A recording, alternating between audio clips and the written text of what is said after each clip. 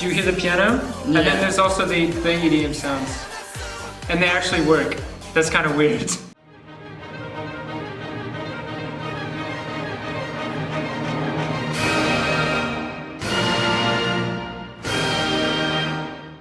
Now you'll be reacting to the boy group called UNB. UNB was created on the survival show called The Unit, which is an idol rebooting show where idols are given a second chance to debut so they can hopefully make it big. So all the members of UNB are from 9 different existing K-pop groups.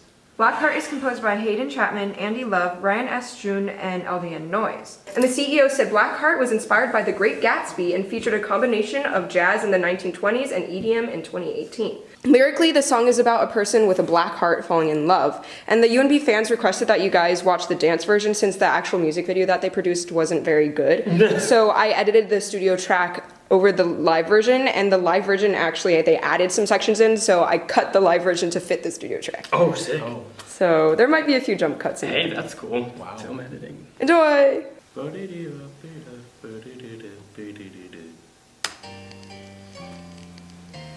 Oh. Yes. 2, 5, 1. Oh. Oh. So here we've got that whole, like, one part of the band is swinging and the other part isn't, but that was, like, since the main theme is, like, straight, that worked well. That was an example of where it worked well. This is like an interesting blend of, like, synth sounds and, like, brass sounds. Totally. Is he dressed as a lifeguard? I can't tell. Maybe? He can come rescue me anytime. Corny. It seems very Dirty Loops-esque. Yeah, but like very catchy chorus. Like the melody and vocal is great. Woo! Oh! Fancy feet. Got some displacement dissonance in there. The dissonance is just so perfect. Yeah, this is a really sick song. I would listen to it. Okay, you hear the EDM? It's like 20, like maybe 10 seconds of like. No. It's underneath. Oh, it's underneath. Oh, that's a good voice. Nice. It's a really catchy progression. Oh.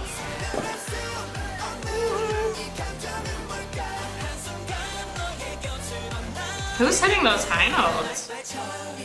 Wow, yeah, look at that It's way up falsetto, boys. That's so interesting because the bass line like sounds like it should be descending, but unlike the last one, it goes up. So it makes you feel like it's in 3 for a second when it's actually in 4. Whoa! Whoa! Fancy feet again. Whoa! Whoa! Go lifeguard boy. Yeah. I just really like it. You don't hear EDM songs that sound very drone-like go into a major chord, in the chorus especially. Just listen to the layering. Do you hear the piano? Yeah. And then there's also the EDM sounds. And they actually work. That's kind of weird. Yeah, the synthesizer the whole way through the verses is completely on the offbeat. So it's like supported displacement dissonance because you still get like the brass hits at the beginning. I will never dance that well. Whoa, that was cool. It went from one headphone to the other. Yeah, panning. The horn hit, what? Yeah. What? That was really cool. That was so cool. Yeah, so what'd you think about the music?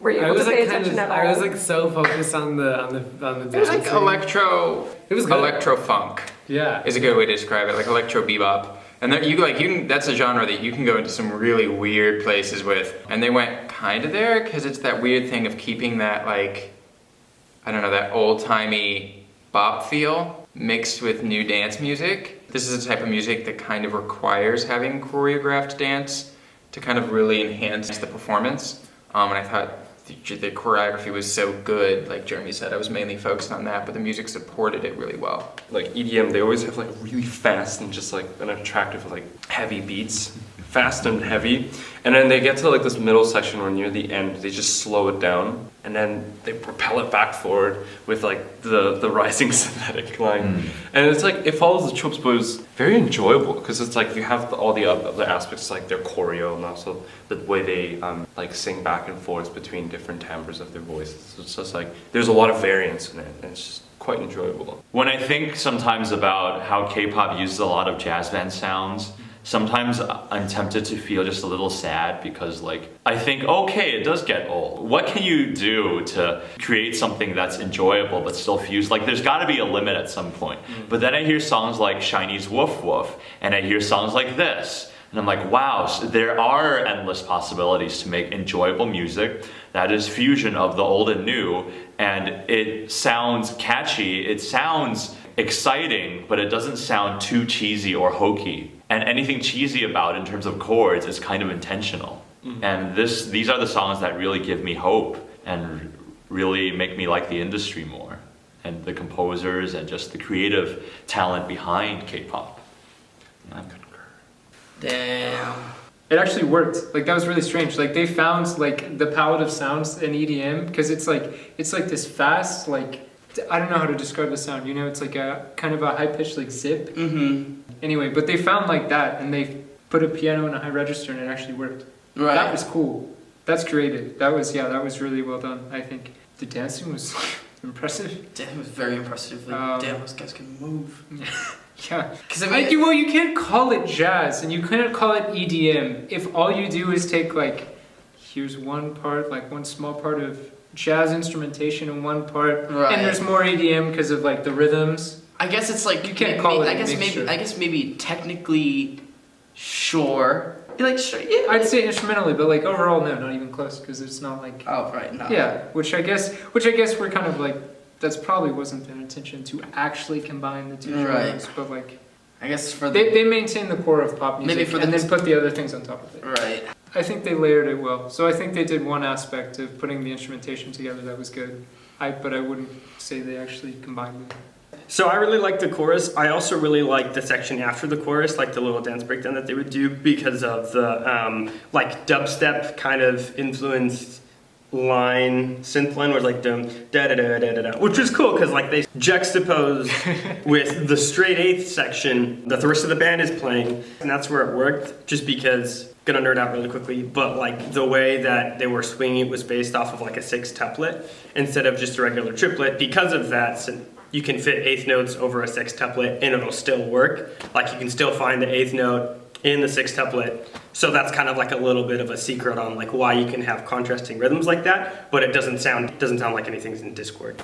Hello everyone, I'm ReacttotheK channel creator, and I'd like to thank you for watching this video. I really hope you enjoyed or learned something from it. If you'd like to support us or help ReacttotheK grow, you can do so by visiting our Patreon and help us out by pledging any amount you can. Big tip of the hat to our Superstar Idol patrons. Thanks for the love. Till next time.